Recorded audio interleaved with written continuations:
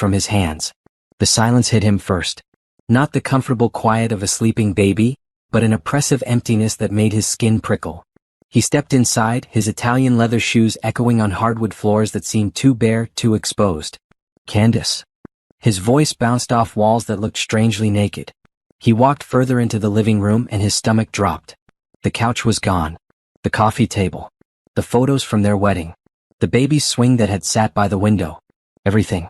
He rushed to the nursery, bags falling from his hands. The crib stood empty, stripped of bedding.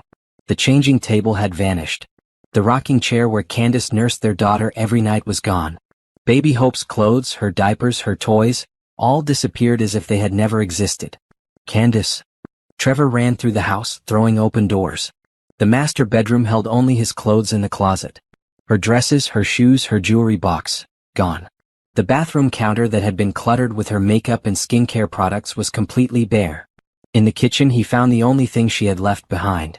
A manila envelope sat on the counter, his name written in Candace's neat handwriting. With shaking hands he opened it. Divorce papers. A stack of credit card statements with certain charges highlighted in yellow. Hotel receipts. Restaurant bills for two. Jewelry purchases he had never given to his wife. And photographs.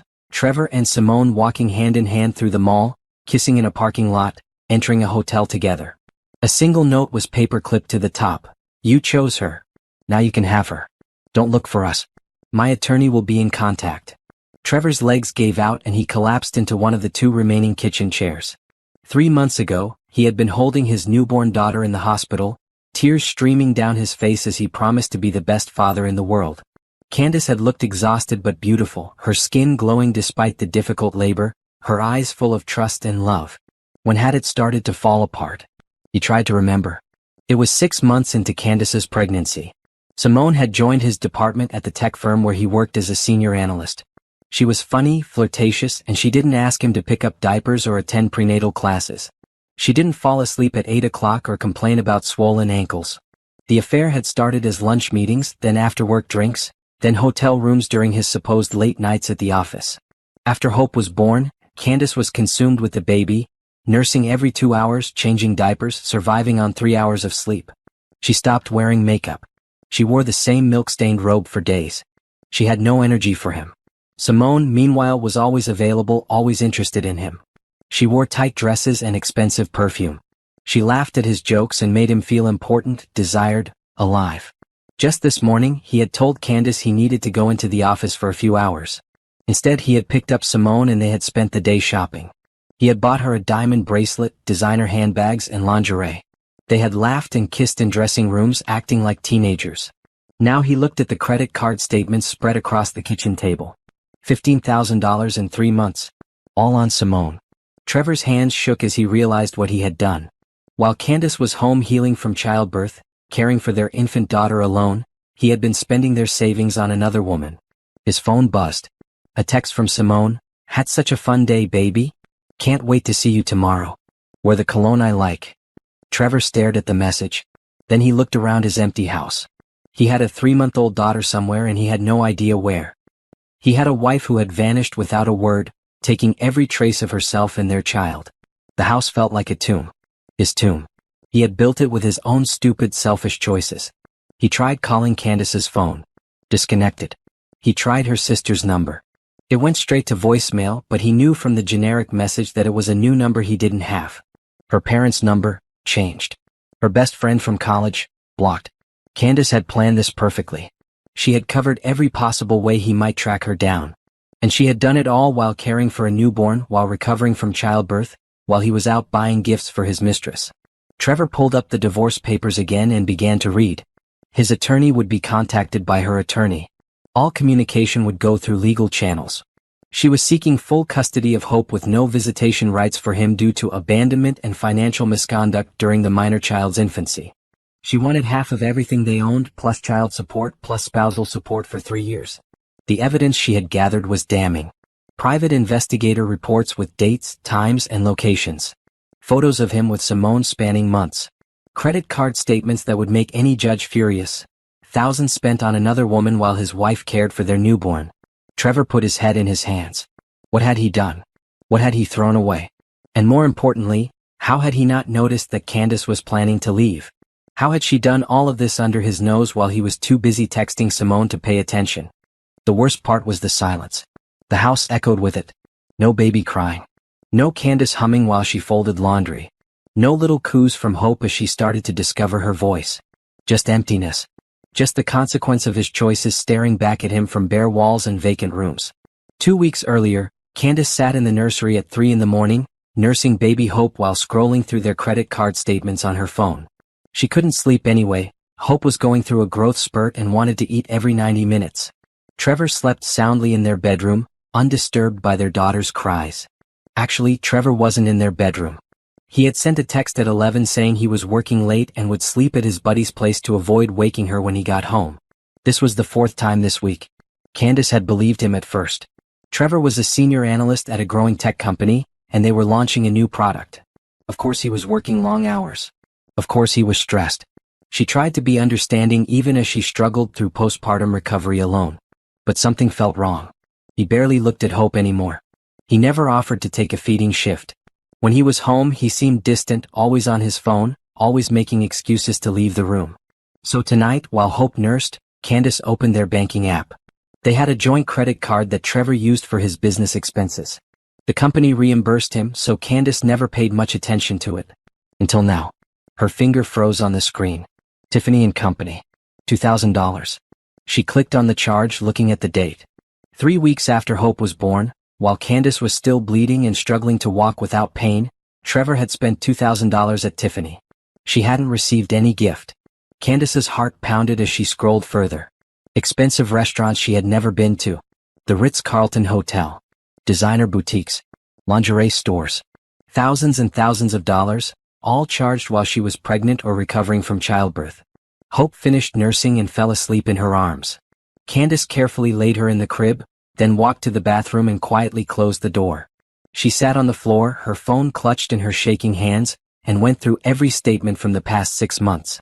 The pattern was clear. Romantic dinners. Hotels. Jewelry. Gifts. Trevor was having an affair. Candace pressed her fist against her mouth to keep from screaming. She had given this man everything. She had carried his child, endured 30 hours of labor, torn her body bringing his daughter into the world. She woke up every 2 hours to feed Hope. She changed every diaper because Trevor said he didn't know how. She did all the cooking, cleaning, and baby care while recovering from major physical trauma. And he was out buying diamond bracelets for another woman. The tears came hot and angry. But Candace didn't let herself cry for long. Hope would wake up soon for another feeding. She needed to think clearly. She looked at herself in the bathroom mirror. Her hair was in a messy bun. She wore an old t-shirt with spit-up stains.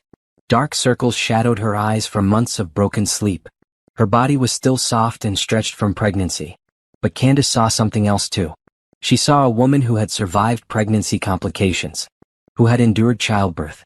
Who was keeping a tiny human alive on no sleep and endless patience. She saw strength. She saw someone who deserved so much better than this. Candace wiped her eyes and made a decision. She wasn't going to confront Trevor. She wasn't going to beg him to stop or ask him to choose her. She wasn't going to compete with whoever this woman was. She was going to leave. Quietly, completely, and permanently. The next morning, while Trevor slept in and Hope napped, Candace called her sister Rachel in Atlanta. "I need to come stay with you for a while," she said quietly. "What's wrong?" Rachel's voice immediately sharpened with concern. "Trevor's having an affair. I found months of credit card charges. Hotels, jewelry, expensive dinners, all while I was pregnant and after Hope was born." Rachel was silent for a long moment. "That piece of trash. I never liked him, Candy. You know I never trusted him. I need to get out. But I need to do it right. I can't just run away without a plan.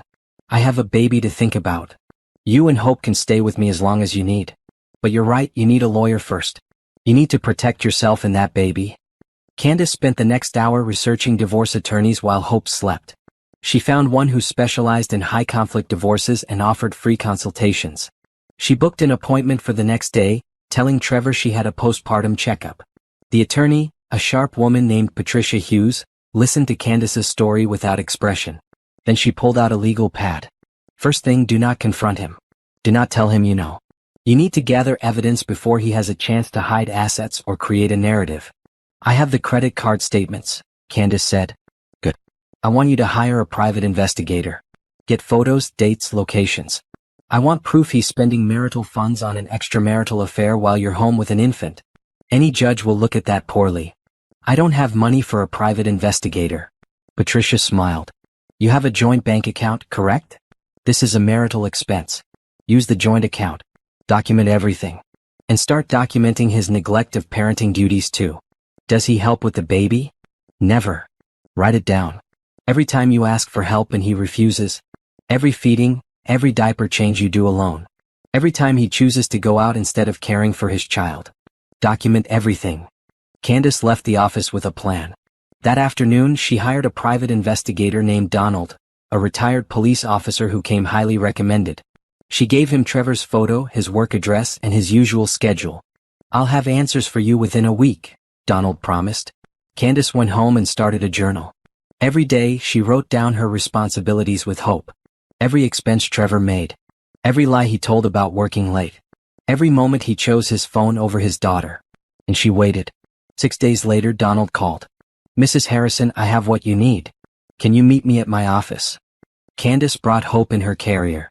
Donald spread photographs across his desk. Trevor and a tall woman with long dark hair, walking together. Kissing in a parking lot. Entering a hotel. Shopping together while holding hands. Her name is Simone Patterson.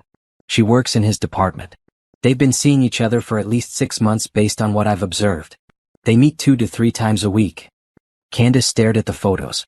The woman was beautiful, dressed in designer clothes and heels. Everything Candace wasn't right now. Everything she couldn't be with a newborn attached to her constantly. Is this enough? She asked quietly. For a divorce? Absolutely. Combined with the financial evidence, you have a strong case for full custody and significant spousal support. That night, after Trevor texted that he was working late again, Candace sat in the dark nursery with Hope sleeping in her arms. She thought about their wedding day 5 years ago. She had believed Trevor when he promised to love her forever. She had trusted him when she got pregnant. She had given him everything. But he had given her lies. He had abandoned her in the hardest moment of her life. He had stolen from their family to buy gifts for another woman. Candace kissed Hope's forehead. Her daughter deserved better than this. She deserved a mother who was strong enough to walk away from betrayal. Who was brave enough to start over. We're going to be okay, Candace whispered. I promise you, baby girl. We're going to be more than okay. The breaking point had come. Now it was time to plan her escape. Candace became a ghost in her own home. She smiled when Trevor bothered to look at her. She kissed him goodbye when he left for work. She acted like nothing had changed while quietly dismantling their life together. Attorney Patricia Hughes had given her a checklist, and Candace worked through it methodically during Hope's nap times. First, finances. Candace opened a new bank account at a different bank, one Trevor knew nothing about. She had been a financial analyst before getting pregnant, and she had savings from her years of working. Money she had kept separate in her own name. It wasn't much, $30,000, but it was enough to start over. She began redirecting her portion of Trevor's paychecks into the new account. As a stay-at-home mother, she was legally entitled to half of his income. Patricia had assured her this wasn't stealing, it was protecting marital assets. Second, documentation. Candace kept meticulous records. Every time Trevor said he was working late, she noted it. Every time Simone's name appeared on his phone screen, she photographed it. Every time he ignored Hope's cries or left dirty diapers for Candace to change, she wrote it down. She also documented Hope's entire routine. Feeding schedules, sleep patterns, doctor appointments, developmental milestones. She was building proof that she was the primary parent, the only parent who mattered in their daughter's life. Third, the affair evidence. Donald, the private investigator, continued his surveillance. He provided weekly reports with photos and detailed logs. Trevor and Simone at restaurants. Trevor and Simone at hotels. Trevor buying Simone expensive gifts. Candace filed everything in a folder hidden in Hope's diaper bag, the one place Trevor would never look. Fourth, the escape plan. Rachel had a 3-bedroom house in Atlanta with a finished basement. She lived alone and worked from home as a software developer. She had already set up the basement as a small apartment for Candace and Hope. You can stay as long as you need, Rachel said during one of their nightly phone calls. Take a year if you want. Get back on your feet. I've got your back, sis. Candace researched Atlanta's job market. Her financial analysis skills were in demand. She could find work. she could rebuild. Fifth, the legal strategy. Patricia was preparing comprehensive divorce papers. They would seek full physical custody with supervised visitation only. They would demand child support based on Trevor's substantial salary. They would ask for 3 years of spousal support while Candace retrained and re-entered the workforce. And they would make sure every judge saw exactly what Trevor had done. Abandoned his wife and newborn daughter to spend tens of thousands on his mistress. He's going to lose everything, Patricia said with satisfaction. His money, his reputation, his access to his child. Men like this always think they won't face consequences. They're always wrong. Through it all, Candace maintained her cover. She cooked Trevor's favorite meals. She asked about his day. She pretended to believe his lies about working late. Trevor noticed nothing. He was too absorbed in his phone, in his texts with Simone, in his double life.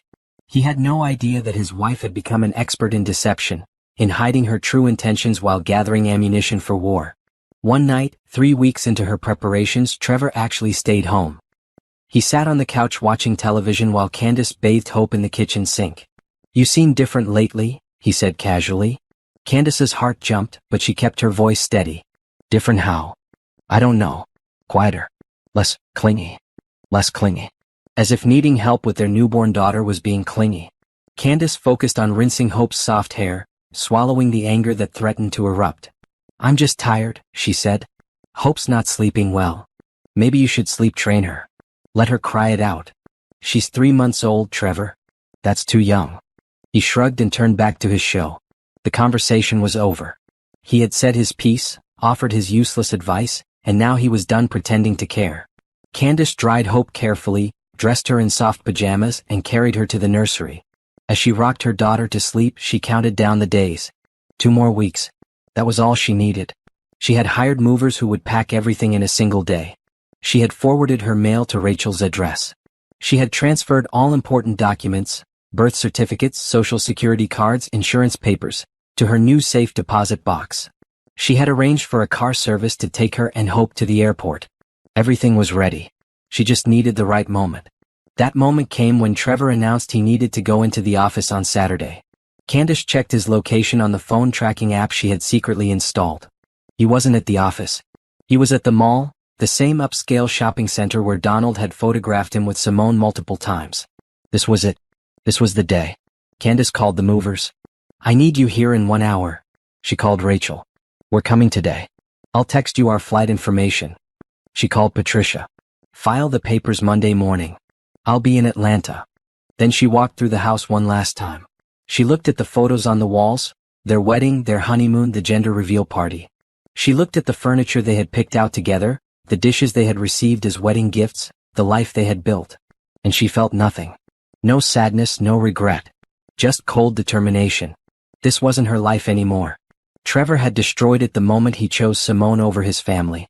Now Candace was going to build something new, something better, something entirely her own. The movers arrived at noon.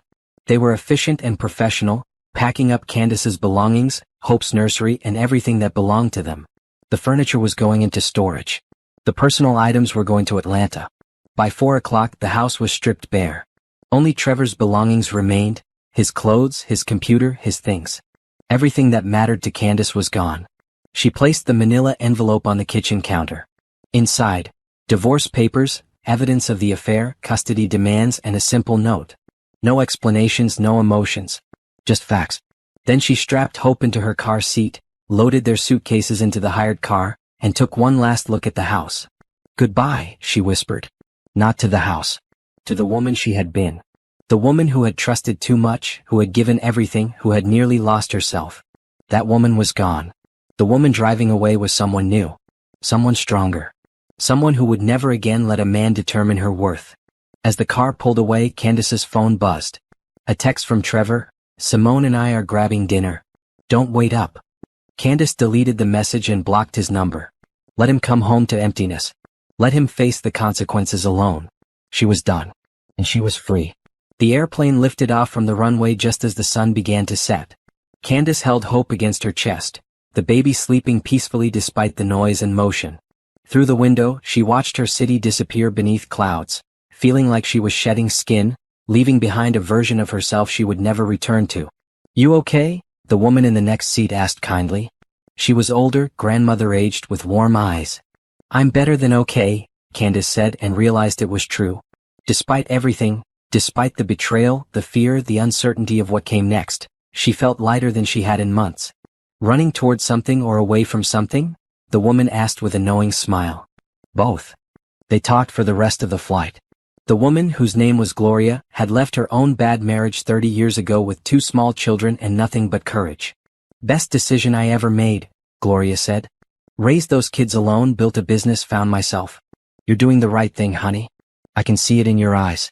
You're done being small for someone who doesn't deserve you." When the plane landed in Atlanta, Rachel was waiting at arrivals with a huge sign that said "Freedom Party" and balloons. She swept Candace into a hug that lasted a full minute. "You did it," Rachel whispered fiercely. "I'm so proud of you." They drove to Rachel's house in a quiet suburb, the streets lined with trees. The house was modest but beautiful, a brick ranch with a welcoming porch. Inside, Rachel had prepared the basement apartment with fresh flowers, a stocked fridge, and a crib set up for Hope. "This is yours for as long as you need," Rachel said. "No rush, no pressure. Just heal and figure out your next steps." That night, after Hope was asleep, Candace sat on Rachel's back deck with a cup of tea and finally let herself breathe. Her phone was off. Trevor couldn't reach her. For the first time in months, she felt safe. Meanwhile, across the country, Trevor was experiencing a very different evening. He pulled into his driveway at 8 o'clock, Simone's lipstick still faint on his collar. They had spent the day shopping, laughing, acting like a real couple. Simone had been hinting about him leaving Candace, about them being together officially. Trevor had been non-committal, enjoying the fantasy without facing the reality. But as he walked toward his front door, something felt wrong. The house was completely dark. Usually Candace left the porch light on. He unlocked the door and stepped inside to absolute silence. "Candace." No answer. He flipped on the lights and his blood turned cold. The living room was empty. Not just empty of people, empty of furniture, decorations, everything. He ran through the house, his footsteps echoing in vacant rooms. The couch was gone. The television. The dining table. Hope's nursery, completely stripped. In the master bedroom, his clothes hung alone in the closet. Candace's side was bare. Her dresser was empty. The bathroom held only his toiletries. Trevor's legs shook as he stumbled back to the kitchen. That's when he saw the envelope. His hands trembled as he opened it. Divorce papers. Evidence of his affair spread across page after page. Credit card statements with his charges highlighted. Photos of him with Simone. Private investigator reports detailing every lie he had told. And the note, "You chose her. Now you can have her. Don't look for us." Trevor called Candace's phone. Disconnected. He tried her parents. A voice he didn't recognize answered and hung up when he identified himself. He tried her sister Rachel. Straight to voicemail. She was gone. Truly, completely gone. And she had taken Hope. Panic seized him. His daughter, his 3-month-old baby girl, was somewhere and he had no idea where. He called the police. "My wife took my daughter," he said frantically. "She's gone. I need to file a missing persons report." The dispatcher was calm. "Sir, is there a custody agreement in place?" "No, we're married." "Then your wife has every legal right to take your child anywhere. Unless there's a custody order saying otherwise, this isn't a police matter. This is a family court issue. But I don't know where they are." "You'll need to speak with a family law attorney, sir." Trevor hung up, his mind racing. He called his buddy James, the one who supposedly he had been staying with during his late nights. "She knows," Trevor said when James answered. "Candace knows about Simone. She left. She took everything." "Man, I told you this was going to blow up," James said. "What are you going to do?" "I don't know. I need a lawyer. I need to find her." "You need to get your head straight is what you need to do." Trevor spent the next hour calling divorce attorneys. Most were closed for the weekend. He left desperate voicemails. Finally, one attorney called him back, a man named Richard Stone who handled emergency cases. "Can you come to my office tomorrow morning?" Richard asked. "Bring all the paperwork she left." Trevor agreed and hung up. Then he sat in his empty house, surrounded by the evidence of his betrayal, and tried to understand how everything had fallen apart so completely. His phone buzzed. A text from Simone. "Where are you? I thought we were meeting for drinks." Trevor stared at the message. This was the woman he had destroyed his marriage for. The woman he had spent thousands on. The woman who had seemed worth the risk. Now, sitting in his gutted house, facing the loss of his daughter, the end of his marriage and potential financial ruin, Simone felt like nothing. A mirage. A stupid, costly mistake. He didn't text her back. Instead, he opened his photos and looked at pictures of Hope. Her tiny face when she was born. Candace holding her, glowing with exhaustion and joy. Hope's first smile. Her little hands gripping his finger. When had he stopped caring? When had Simone's attention become more important than his own daughter? Trevor didn't have answers. He just had an empty house, divorce papers, and the crushing realization that he had thrown away everything that mattered for something that meant nothing at all. In Atlanta, Candace fed Hope her bedtime bottle, humming softly. She didn't think about Trevor discovering the empty house. She didn't wonder if he was sorry or scared or angry. She thought about tomorrow. About calling the temp agencies Rachel had researched. About updating her resume. About the interview she had already scheduled with a financial consulting firm that specialized in helping women recover from divorce. She thought about the future she was going to build. Not for Trevor, not in reaction to him, but for herself and Hope. A future where she was enough, where her daughter grew up watching a mother who chose dignity over desperation. Trevor had made his choice. Now Candace was making hers. And hers was freedom. Trevor sat across from attorney Richard Stone in an office that reeked of expensive leather and bad news. He had barely slept, spending the night on an air mattress in his empty bedroom, surrounded by the ghost of his former life. Richard reviewed the divorce papers Candace had left, his expression growing more severe with each page. Finally he looked up. "Mr. Harrison, I'm going to be direct with you. This is bad." "How bad?" "Your wife has documented evidence of an extramarital affair spanning 6 months. She has proof you spent marital funds, significant marital funds, on your mistress during her pregnancy and postpartum period. She has evidence that you provided minimal to no child care for your infant daughter. And she's seeking full custody with supervised visitation only." Trevor's stomach turned. Can she do that? She can ask for it. Whether she gets it depends on the judge. But I have to tell you, judges don't look kindly on men who abandon newborns to carry on affairs. Especially when there's financial misconduct involved. What do I do? Richard leaned back in his chair. First, you need to understand your position. You have very little leverage here. Your wife has done everything right, hired a good attorney, gathered evidence, protected herself financially. She's 3 steps ahead of you. But Hope is my daughter. I have rights. You do. But rights and reality are different things. You haven't been acting like a father. No court is going to give you unsupervised access to an infant you've barely cared for, especially when you were too busy with your affair to bond with her. The words hit Trevor like punches. So what are my options? You accept that you're going to pay significant child support and spousal support. You agree to supervised visitation while you prove you can actually parent. You take parenting classes. You attend therapy. You show the court you're serious about being a father now, even if you weren't before. And if I fight this? Richard's expression was grim. You'll lose. And it'll cost you a fortune in legal fees. Your wife's attorney is Patricia Hughes. She's excellent and she doesn't lose cases like this. Your best bet is to negotiate a reasonable agreement and rebuild your relationship with your daughter over time. Trevor left the office feeling like he had been hit by a truck. His phone had 17 missed calls from Simone. He ignored them all. At work Monday morning, everything changed. Trevor walked into his office to find his supervisor waiting. Trevor, we need to talk. HR wants to see you. In the sterile HR conference room, 2 representatives laid out the situation. Someone, they wouldn't say who, had filed a complaint about Trevor's relationship with Simone. We have a strict policy against workplace relationships, especially between employees in the same department, the HR director said.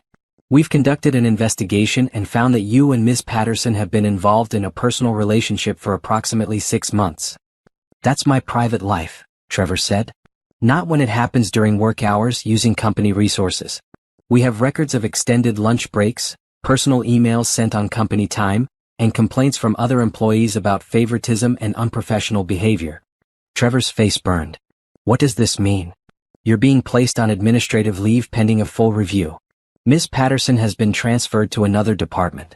Depending on the outcome of the investigation, this could result in termination. Trevor cleaned out his desk in a daze. His co-workers watched with barely concealed interest. The affair that had seemed so private was apparently office-wide knowledge. Simone caught him in the parking lot. Trevor, what's happening? They transferred me to accounting. They said we can't work together anymore. My wife left me, Trevor said flatly. She took our daughter. She's filing for divorce. She has evidence of everything, us, the money I spent, all of it. Simone's face went pale. Your wife. You said you were separated. I lied. You told me you were getting divorced anyway. You said your marriage was over. I lied about that too. Simone stepped back, her expression shifting from concern to anger. Are you serious? You told me you were leaving her. You said we had a future together. I never said that. You assumed it. You let me assume it. You spent months. Simone stopped herself, looking around the parking lot where people were definitely watching. I can't believe this. I got transferred because of you. My reputation is ruined because of you. My life is falling apart, Trevor shot back. My wife is gone. I don't know where my daughter is. I might lose my job. Everything is destroyed. You destroyed it, Simone said coldly. You lied to your wife. You lied to me. You ruined everything yourself. She walked away, her heels clicking sharply on the pavement. Trevor watched her go and felt nothing. No attraction, no longing, no regret. Just emptiness. Over the next week, Trevor's life continued to unravel. The company completed its investigation and fired him for professional misconduct. Simone stopped answering his calls completely. His friends started avoiding him after the truth about the affair came out. He hired Richard Stone officially and received the first communication from Patricia Hughes. Candace was in Atlanta. She had secured employment as a financial consultant. She was requesting child support of $3,000 per month, spousal support of $2,000 per month for 3 years, and full physical custody with supervised visits only. The supervised visits are because Hope doesn't know you, Richard explained. She's 4 months old now. You're essentially a stranger to her. The court will require supervision until you've established a bond. $3,000 a month in child support? Trevor stared at the numbers. Based on your previous salary, yes. Plus spousal support. Plus you'll need to maintain health insurance for both of them. And you're responsible for half of all childcare costs, medical expenses, and educational expenses going forward. Trevor did the math. $5,000 a month plus insurance plus half of everything else. On his unemployment benefits, he couldn't afford it. He would have to find a new job immediately, and his firing for professional misconduct would make that difficult. He sold his car to pay Richard's retainer. He started applying for jobs, but his reputation preceded him. The tech industry in their city was small. Everyone knew what happened. 2 months after Candace left, Trevor received his first package from Atlanta. Inside was a photo of Hope, now 5 months old, smiling at the camera. She had grown so much. He barely recognized her. There was a note from Candace, brief and formal. Per the temporary custody agreement, I'm providing monthly updates on Hope's development. She is healthy and meeting all milestones. Your supervised visitation is scheduled for the first Saturday of next month at the Family Services Center. Please confirm your attendance with my attorney. Trevor looked at his daughter's photo and tried to feel something. Love, regret, grief, anything. But the distance between them felt insurmountable. She was a stranger. Because he had made her one. He thought about Simone, about the shopping trips and hotel rooms and expensive dinners. He thought about what he had traded for those moments. His family. His daughter's first months. His wife's trust. His career. His reputation. Everything. He had traded everything for nothing. Meanwhile, in Atlanta, Candace was building a new life. She had started working as a freelance financial consultant, helping small businesses organize their books. The work was flexible, allowing her to care for Hope while earning money. Rachel had become her co-parent, helping with childcare while Candace worked. Hope was thriving, hitting every milestone, becoming a happy, smiley baby who brought joy to everyone around her. Candace still cried sometimes, usually late at night after Hope was asleep. She grieved the marriage she thought she had, the partner she thought Trevor was, the family she had imagined they would be. But the tears were becoming less frequent. And when she looked at Hope, healthy, happy, loved, Candace knew she had made the right choice. She had chosen herself. She had chosen her daughter. She had chosen dignity over desperation. And slowly, painfully, beautifully, she was choosing to build something new.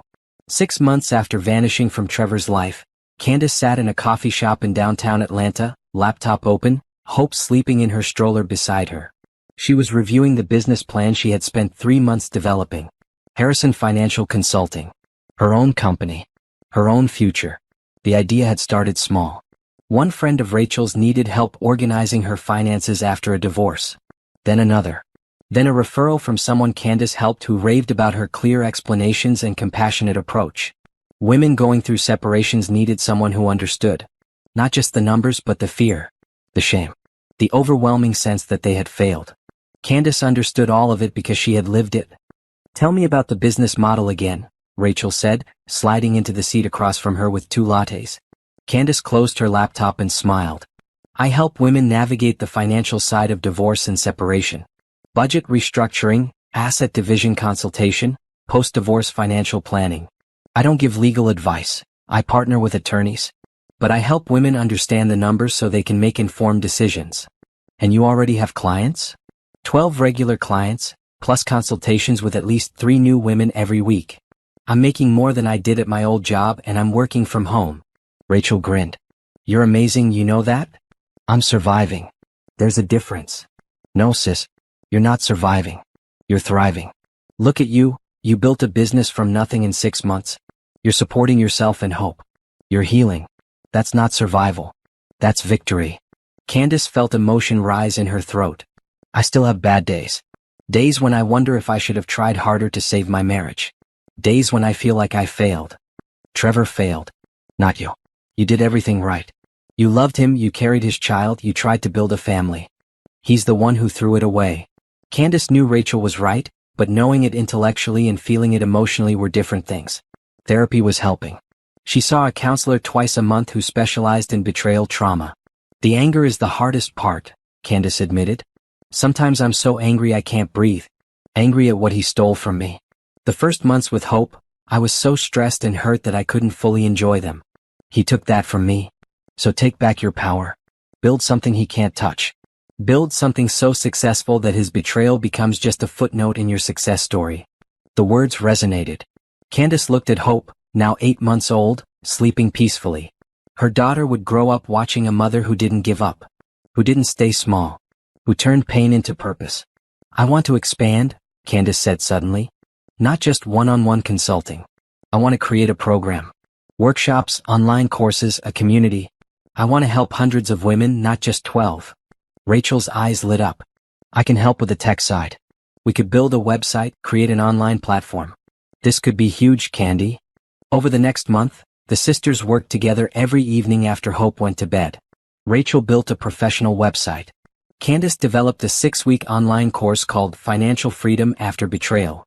She created worksheets, video lessons, and private community forums. They launched in January, 7 months after Candace left Trevor. Within the first week, 40 women enrolled. The testimonials started coming in immediately. "This course saved my life. I was so overwhelmed by the financial side of my divorce, and Candace's program made everything clear and manageable. I finally understand my own money. For the first time in my marriage, I feel in control." Candace doesn't just teach finances, she teaches dignity and self-worth. "This program changed everything for me." Candace read every testimonial with tears in her eyes. She was making a difference. Her pain was helping other women avoid the same pitfalls. The betrayal that had nearly destroyed her was becoming the foundation for something meaningful. Meanwhile, Trevor's supervised visits with Hope were not going well. He showed up to the Family Services Center once a month, sat in a room with a social worker watching, and tried to interact with a baby who didn't know him. Hope cried every time he picked her up. She reached for the social worker for anyone but him. The sessions were painful and awkward. "She needs consistency," the social worker told him gently. "Babies need to see their parents regularly to bond. Once a month isn't enough." "I can't afford to fly to Atlanta more often," Trevor said. "I'm barely making my support payments as it is." He had found a new job, but it paid significantly less than his previous position. Between child support, spousal support, and his own living expenses, he was drowning financially. He had moved into a small apartment in a bad neighborhood. His car was 12 years old. He ate ramen most nights. The life he had with Candace, the nice house, the comfortable lifestyle, the stability, felt like a dream now. A dream he had destroyed for a few months of excitement with Simone. Simone, who had blocked his number and refused to speak to him. Simone, who had started dating someone new within weeks of their affair ending. Simone, who had never been worth what he paid for her. Trevor looked at his daughter through the one-way glass of the supervised visitation room and felt hollow. You should feel love. You should feel connection. You should feel something. But Hope was a stranger. And Trevor was reaping what he had sown. Back in Atlanta, Candace was experiencing something she hadn't felt in years: confidence. Her business was growing. Her daughter was thriving.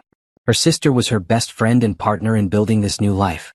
She had started taking care of herself again. She joined a gym with childcare. She got her hair done professionally for the first time since before Hope was born. She bought clothes that fit her post-baby body instead of hiding in oversized shirts. She wasn't dating, she had no interest in men right now, but she was rediscovering herself. The Candace who existed beyond being someone's wife or someone's mother. The Candace who had dreams and ambitions and talents.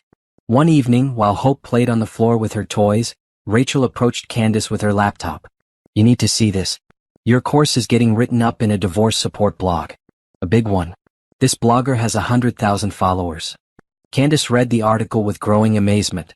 The blogger, herself a divorce survivor, praised Candace's course as the most practical, empowering resource I've found for women rebuilding after betrayal. Within days, enrollment in her course doubled, then tripled. Candace had to hire an assistant to help manage the administrative work. She raised her rates and still had a waiting list for one-on-one consulting. "You did it," Rachel said, hugging her sister. "You actually did it. You turned the worst thing that ever happened to you into something incredible." Candace held Hope on her hip and looked around Rachel's house, the place that had been her safe harbor, her launching pad, her home base for rebuilding. She had arrived here broken, carrying nothing but her daughter and her dignity. Now she was standing on solid ground. She had income, purpose, and a future she was building with her own hands. Trevor hadn't destroyed her. He had freed her. He had forced her to discover strength she didn't know she had. And now that strength was changing lives. "I'm ready for the next step," Candace said. "What's that?" "I want my own place. I want to give Hope a real home. And I want to write a book. About financial recovery after betrayal. About rebuilding when everything falls apart." Rachel smiled. "Then let's make it happen." And they did. 2 years after leaving Trevor, Candace signed the lease on a beautiful townhouse in a family-friendly Atlanta neighborhood.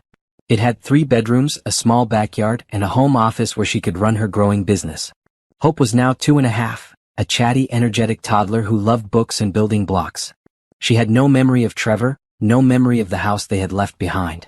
Atlanta was the only home she knew. Candace's business had evolved far beyond her initial vision.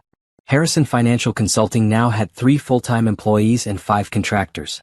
They offered comprehensive services: financial planning for women in transition, divorce financial analysis, credit rebuilding programs, and entrepreneurship coaching for women starting businesses after leaving marriages. The online course had reached over 2,000 women. The testimonials and success stories poured in daily. Women were rebuilding their credit, buying homes, starting businesses, and creating stability for their children. All because Candace had given them the tools and confidence to take control of their finances. But the biggest development was the book. Rising Assets, a financial guide to life after betrayal, had been published 6 months ago by a major publishing house.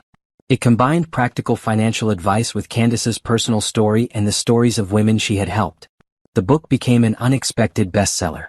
It resonated with divorced women, yes, but also with widows, women leaving abusive relationships, women recovering from financial abuse, and women who simply wanted to understand money better. Candace did interviews for podcasts and magazines. She spoke at conferences. She became known as an expert in post-divorce financial recovery. "You're famous," Rachel teased one evening as they watched a news segment featuring Candace discussing financial independence for women. "I'm useful," Candace corrected. "There's a difference." The pattern was always the same. He would get hired, work would discover his history, and suddenly there would be restructuring or budget cuts that eliminated his position. His professional reputation was destroyed. The affair with Simone, the divorce, the firing, it all followed him like a shadow. Child support enforcement had garnished his wages so many times that employers were wary of hiring him. He owed thousands in back payments. His credit was ruined. He drove a car held together with duct tape and hope. And he hadn't seen Hope in over a year. The supervised visits had stopped when he could no longer afford the travel. His daughter was now 3.5 years old and she didn't know him at all.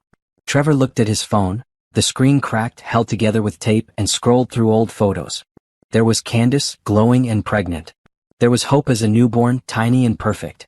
There was the house they had shared, the life he had destroyed. For what? For Simone, who had moved to another city and blocked him everywhere. For ego, for excitement, for the temporary thrill of being desired by someone who wasn't asking him to change diapers or attend parenting classes. He had traded everything real for something that was never real at all. Trevor's phone buzzed, one of the few calls that could still come through. It was his mother. "Trevor, I saw Candace on the news again," she said without preamble. His mother had never forgiven him for the affair. Their relationship had been strained ever since. "I don't want to hear about it, Mom." She was on that morning show talking about her book. She looked beautiful, successful, happy. And Hope was with her. "Trevor, that little girl is gorgeous and she doesn't even know who you are. What do you want me to say? I want you to face what you did. You threw away a good woman, a beautiful child, a stable life. For what? For some girl who didn't even care about you? I know, Mom. I live with it every day. Do you? Because from where I'm sitting, you're living in self-pity. You're not doing anything to fix this. You're not fighting for your daughter. You're just existing." After she hung up, Trevor sat in silence. His mother was right. He was existing, not living. He was stuck in the consequences of his choices, unable to move forward or back. He pulled up Candace's website on his broken phone. Harrison Financial Empowerment. The photos showed a professional office, a team of employees, success stories from hundreds of women. Candace's headshot showed a woman who looked nothing like the exhausted new mother he had left behind. She looked powerful, confident, complete. Trevor read testimonials from women Candace had helped. Women who had been where she was, betrayed, abandoned, financially devastated. Women who had rebuilt with her guidance. He clicked on a video of her speaking at a conference. She wore a sharp business suit, her hair styled perfectly. She spoke with authority about financial recovery, about building businesses, about creating stability from chaos. "The biggest mistake women make after betrayal is waiting for their ex-partner to rescue them or make things right," Candace said in the video. "Your ex already showed you who they are. Believe them. Then move on and build something they can't touch." The audience applauded. The camera panned to show hundreds of women listening intently, taking notes, nodding in agreement. Candace had become a leader, an inspiration, a success story. And Trevor had become a cautionary tale. He thought about his life now versus what it could have been. Hope would be in preschool learning and growing. He could be tucking her in at night, reading her stories, watching her discover the world. Candace could be his partner, building their life together, supporting each other through challenges. Instead, he was alone, broke, irrelevant to the family he had created. Trevor's landlord knocked on the door. "You got the eviction notice. You have 30 days. "I'm working on it," Trevor lied. He had nothing. No job, no savings, no prospects. He would probably have to move back in with his mother, a 40-year-old man sleeping in his childhood bedroom. Meanwhile, Candace was buying a house, building a business, raising their daughter, living a life that proved she had never needed him at all. The reckoning was complete. Trevor had lost everything. And the universe felt no need to soften the blow or offer redemption. This was justice, cold, fair, and absolute. That night, Trevor wrote an email to Candace through her attorney. He knew she wouldn't read it, but he needed to write it anyway. "Candace, I don't expect you to respond or forgive me. I don't deserve either. But I need you to know that I understand now. I understand what I destroyed. I understand what you went through. I understand that Hope doesn't know me because I chose not to know her. I made every wrong choice and I'm living with the consequences. You were right to leave. You were right to build a life without me. I'm sorry. For everything. Trevor." He sent it into the void, knowing it would likely be deleted unread. It didn't matter. The apology wasn't for Candace's benefit anyway. It was for his own, a small acknowledgement that he finally understood the magnitude of what he had done. But understanding didn't fix anything. It just made the loss more acute. Trevor lay on his air mattress in his empty apartment and faced the truth. He had destroyed the best things in his life, and there was no going back. No redemption arc. No second chance. Just consequences. Just the life he had built with his own selfish hands. In Atlanta, Candace put Hope to bed and never saw Trevor's email. Her attorney flagged it, read it, and deleted it per Candace's standing instructions. Candace had moved on so completely that she rarely thought about Trevor at all. When she did, it was with the same emotion she might feel about a stranger who had once wronged her. Distant, detached, irrelevant. She had won. Not by destroying him, but by building something so complete and fulfilling that his existence simply didn't matter anymore. And that was the truest victory of all. 4 years after vanishing from Trevor's life, Candace returned to her hometown. Not because she had to, but because she chose to. She had been invited to speak at the Women's Business Conference, the largest annual gathering of female entrepreneurs in the region. The organizers had asked her to give the keynote address about building businesses from adversity. When they offered her the invitation, Candace had hesitated. This was Trevor's city. Their city. The place where her marriage had died. But then she realized, it wasn't Trevor's city anymore. It was just a city. A place where she had once lived, once suffered, once discovered her strength. Returning on her own terms as a keynote speaker felt like closing a chapter.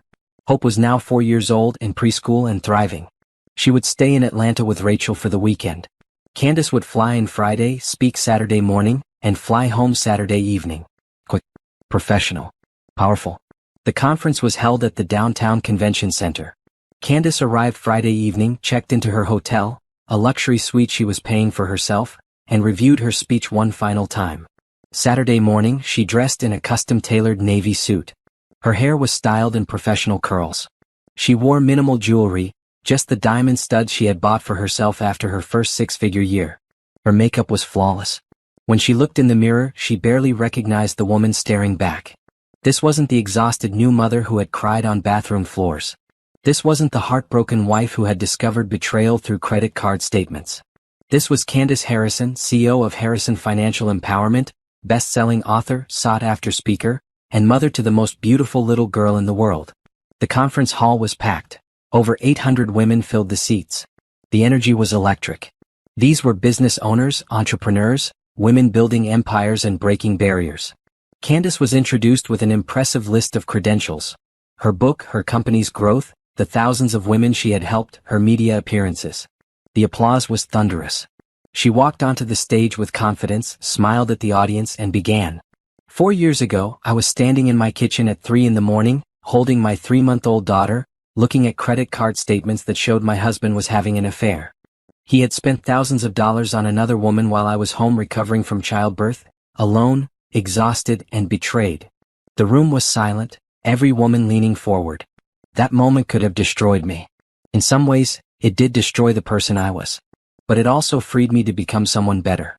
Someone stronger. Someone who refused to let betrayal define her. For the next 45 minutes, Candace told her story. Not all of it, she kept Hope's details private, protected her daughter's privacy, but enough to show these women that she understood pain, understood starting over, understood building from nothing. She talked about the decision to leave, the fear of starting over, the challenge of single parenthood. She talked about starting her business from Rachel's basement with a laptop and determination. She talked about the failures and setbacks, the clients who didn't pay, the mistakes she made. And she talked about the victories. The first paying client. The first 5-figure month. The book deal. The moment she realized she had built something that mattered. The best revenge isn't making your ex-husband suffer, Candace said, echoing the advice she had given Patricia years ago. The best revenge is building a life so fulfilling that you forget to care if he's suffering or not. The best revenge is success, is peace, is joy. The best revenge is living well. The audience erupted in applause. Women stood. Some were crying. Candace saw her younger self in so many faces. Women who were hurting, scared, wondering if they could survive the destruction of their marriages or relationships. You can more than survive, Candace said, her voice strong and clear. You can thrive. You can build empires. You can raise healthy children. You can rediscover yourself. You can create a life beyond your wildest dreams. But first, you have to believe you're worth it. After the speech, hundreds of women lined up for book signings, for selfies, for quick words of encouragement. Candace stayed for 3 hours, talking to each woman who waited, listening to their stories, offering what guidance she could. One woman, probably in her 50s, waited until the very end. I've been separated for 2 years, she said quietly. I keep thinking about going back to my husband. We were married for 25 years. I'm scared to start over. Candace took the woman's hands. Fear is normal. But ask yourself, are you going back because you love him and he's changed? Or are you going back because starting over is scary? The woman's eyes filled with tears. Because starting over is scary. Then don't go back. Being alone is better than being with someone who doesn't value you. Starting over at 50 is better than wasting another 25 years with someone who doesn't deserve you. The woman hugged Candace tightly. Thank you. I needed to hear that. As Candace finally left the convention center, exhausted but satisfied, she walked through the city she had once called home. It looked the same buildings, same streets, but she felt completely different. She drove past the neighborhood where she and Trevor had lived. The house was still there, but it meant nothing to her now. It was just a building where she had once lived, nothing more. She thought about Trevor briefly, wondering if he still lived in the city, if he had rebuilt his life, if he ever thought about what he had lost. Then she dismissed the thoughts. It didn't matter. He was a closed chapter, a lesson learned, a stepping stone to who she had become. Candace returned to her hotel, ordered room service, and video called Hope and Rachel. "Mommy?" Hope's face filled the screen, bright and happy. "When are you coming home?" "Tomorrow, sweetheart. I'll be home for dinner." "Did you do your talking thing?" Candace smiled. "I did. I told a lot of people how strong and brave Mommy is." "You're the strongest mommy in the world," Hope declared with absolute certainty. After the call ended, Candace sat by the hotel window looking out at the city lights. She had come full circle, returned to the place where her old life ended, now as the woman her new life had created. She wasn't the same person who had left. That woman had been broken, scared, and unsure. This woman was whole, confident, and certain. The journey from that kitchen floor at 3 in the morning to this hotel suite overlooking the city had been painful. But it had also been necessary. Candace had discovered who she was when everything was stripped away. She had learned she was enough, more than enough, all by herself. Tomorrow she would fly home to Hope, to Rachel, to the business she had built and the life she had created. She would continue helping women rebuild, continue growing her company, continue being the mother Hope deserved. Trevor's betrayal had set all of this in motion. In a strange way she was almost grateful. Not for the pain, she would never be grateful for that, but for the awakening. For the realization that she had been living small, playing it safe, settling for less than she deserved. Now she lived large. She took risks. She demanded exactly what she deserved and accepted nothing less. The circle was complete. Candace had returned to her starting point, not as the woman who had left, but as the woman who had risen from the ashes of that old life. And she was magnificent. 6 months later, Candace stood in the beautiful home she had purchased in an upscale Atlanta neighborhood. The 3-bedroom house had a real backyard where Hope could play, a home office for Candace's work, and a peaceful master suite that was entirely her own. She walked through the space with gratitude and pride. Every piece of furniture she had chosen herself.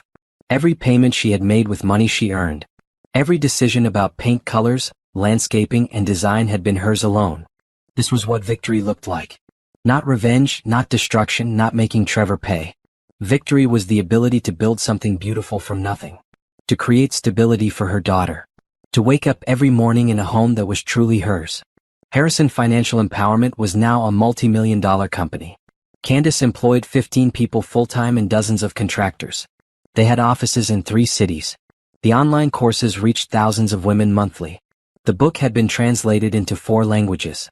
But more than the money or success, Candace was proudest of the impact. She received emails daily from women who credited her programs with saving their lives, helping them escape abusive relationships, giving them the confidence to start businesses or buy homes or simply take control of their own finances. One email in particular had made her cry. It was from a woman named Monica who had left her marriage with 3 children and nothing else. She had taken Candace's course, rebuilt her credit, started a catering business, and was now making 6 figures a year. "You showed me that my ex-husband's betrayal wasn't the end of my story," Monica wrote. "It was the beginning. Thank you for teaching me that I was enough all by myself." That was the message Candace wanted to spread. Women were enough. They didn't need men to rescue them or validate them or complete them. They were complete all by themselves, capable of building extraordinary lives through their own strength and determination. Today, Candace was launching something new, the Hope Foundation, named after her daughter. It was a nonprofit dedicated to providing financial literacy education and business grants to single mothers leaving difficult situations. The foundation would offer free workshops, one-on-one mentoring, small business grants, and emergency financial assistance. It would be funded through Candace's company profits, speaking fees, and donations from women who had been helped by her programs and wanted to pay it forward. Rachel stood beside her at the foundation's launch event, holding 5-year-old Hope's hand. "You did it, sis. You created something that's going to change lives for generations." "We did it," Candace corrected. "I couldn't have built any of this without you." Rachel had been more than a sister through these 5 years. She had been a co-parent, a business partner, a friend, and a constant support. She was Hope's aunt, her second mother, her safe person. "What's the foundation, Mommy?" Hope asked, looking up with curious eyes. Candace knelt down to her daughter's level. "It's a place where we help other mommies who are going through hard times. We teach them how to be strong and build good lives for their babies just like Mommy did for you. Because you're the strongest mommy ever," Hope said seriously. Candace hugged her daughter tight. Hope would grow up knowing that women were powerful, that they could overcome anything. That betrayal and hardship were not endings, they were beginnings. The foundation's launch was attended by business leaders, former clients, media, and dozens of women who had been helped by Candace's programs. They shared stories of transformation, of businesses built from nothing, of lives reclaimed. Candace gave a short speech about why the foundation mattered. Every woman deserves financial stability and independence. Every child deserves to grow up watching a parent who is whole and strong. Every person who has been betrayed or abandoned or hurt deserves a chance to rebuild. This foundation is my way of making sure that chance exists for as many women as possible. As she spoke, Candace thought briefly about Trevor. She wondered where he was, what he was doing, if he had managed to rebuild his life. Then she dismissed the thoughts. It truly didn't matter anymore. Trevor was irrelevant to her success. He was a minor character in her origin story, nothing more. His betrayal had been the catalyst, but Candace's strength, determination, and refusal to give up were what had built everything that followed. After the event, Candace drove Hope home through their beautiful neighborhood. They stopped for ice cream, Hope's favorite treat. They talked about kindergarten starting in the fall, about the new swing set Candace was having installed in the backyard, about Hope's best friend from preschool. They talked about everything that mattered in their present and future. They didn't talk about the past, about Trevor, about the pain that had brought them to Atlanta. That story was finished. That night, after tucking Hope into bed in her princess-themed room, Candace sat in her home office and reflected on the journey. 5 years ago, she had been standing in an empty kitchen, divorce papers in her hands, her entire world crumbling. Now she sat in her own home office, running a successful company, making a real difference in women's lives, raising a happy and healthy daughter. The best revenge truly was living well. Trevor had taken so much from her, her trust, her marriage, those early months with Hope that should have been joyful. But he hadn't taken her spirit. He hadn't taken her determination. He hadn't taken her ability to rise.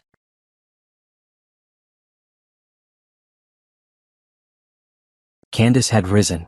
She had built an empire from the ashes of her marriage. She had turned her pain into purpose, her betrayal into a business that helped thousands of women. She logged into her email and found a message from a literary agent. A major publisher wanted to commission a second book, this one about building businesses from adversity. Candace smiled and started drafting her response. Yes, she would write another book. Yes, she would continue speaking and teaching and building. Yes, she would keep growing the foundation in her company. Because this wasn't about revenge anymore. It hadn't been about revenge for years. This was about purpose. About building something that mattered. About creating a legacy that Hope could be proud of. Candace Harrison had started over from nothing. She had survived betrayal, single parenthood, financial stress, and the overwhelming challenge of building a business while healing from trauma. And she hadn't just survived. She had thrived. She had won. Not by destroying the man who hurt her, but by building a life so extraordinary that his betrayal became irrelevant. By creating success so complete that his opinion ceased to matter. By achieving peace so profound that forgiveness became unnecessary, she simply didn't care enough about him to hold on to anger. That was victory. That was freedom. That was the life Candace had fought for and earned. She closed her laptop, turned off her office light and went upstairs. She checked on Hope one more time, watching her daughter sleep peacefully in her safe, stable home. "We made it, baby girl," Candace whispered. "We made it all the way." And they had. Past the pain, through the struggle, into a future bright with possibility and promise. Candace Harrison had vanished silently from Trevor's life 5 years ago, taking their newborn daughter and nothing else. Now she stood tall, a CEO, an author, a philanthropist, a mother, and a woman who